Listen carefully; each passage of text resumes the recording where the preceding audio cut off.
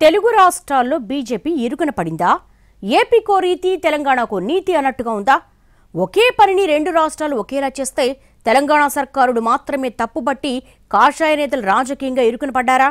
అసలు ఏ విషయంలో అలా జరుగుతోంది? కాంగ్రెస్ నాయకులకు ఎక్కడ దొరికిపోయారు? తెలంగాణలో కొత్త రాజకీయ రగడ మొదలైంది. కాకుంటే ఇది మతపరంగా సున్నితమైన అంశం కావడంతో జాగ్రత్తగా గమనిస్తున్నాయి రాజకీయ వర్గాలు. ఇదే టైంలో బీజేపీ డబుల్ స్టాండర్డ్స్ అనుసరిస్తోందన్న చర్చ సైతం మొదలైంది. త్వరలో రంజాన్ మాసం మొదలవబోతోంది. ఈ సందర్భంగా ముస్లిం ఉద్యోగులకు ప్రత్యేక వెసులుబాటు కల్పించాయి ఏపీ, తెలంగాణ ప్రభుత్వాలు.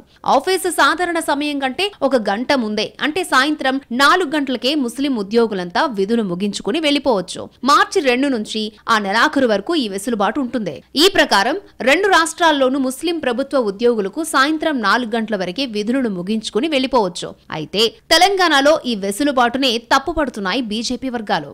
బీజేపీ సీనియర్ లీడర్స్ అయితే ఓ అడుగు ముందుకేసి ఈ వెసులుబాటుకు అయ్యప్ప, భవానీ, హనుమాన్ మాలధారులకు ముడిపెట్టి మాట్లాడుతున్నారు. తెలంగాణ ప్రభుత్వం ఇచ్చే వెసులుబాట్లు కేవలం రంజాన్కేనా, ఇతర మాలధారులకు ఎందుకు ఇవ్వరంటూ ప్రశ్నించారు కేంద్ర సహాయ మంత్రి బండి సంజయ్. అలాగే బీజేపీ ఎమ్మెల్యే రాజాసింగ్ మాట్లాడుతూ రంజాన్ పండుగ కోసం ప్రభుత్వం ఇచ్చిన జీవో సరైంది కాదు అని అన్నారు.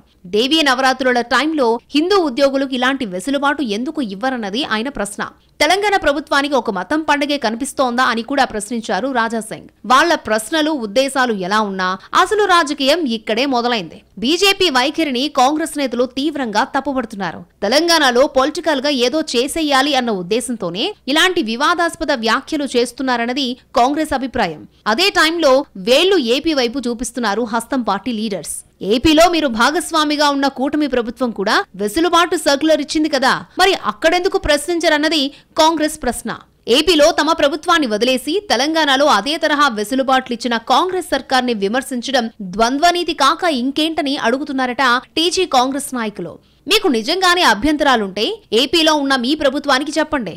ఇక్కడ అనవసర రాజకీయాలు చేసి మతపరమైన ఉద్రిక్తతల్ని రెచ్చగొట్టొద్దని బీజేపీ నాయకులకు స్ట్రాంగ్ గా చెబుతున్నారట కాంగ్రెస్ లీడర్స్. అంతలా అభ్యంతరాలుంటే ఏపీ బీజేపీ లీడర్స్ కూడా మాట్లాడాలి కదా. ప్రభుత్వంలో ఉండి కూడా అక్కడ కామైపోయి తెలంగాణలో మాత్రం మాట్లాడడం ఏంటి అన్నది కాంగ్రెస్ ప్రశ్నగా తెలుస్తోంది. మరి ఈ వివాదం ఎలాంటి మలుపులు తిరుగుతుందో చూడాలి మరి.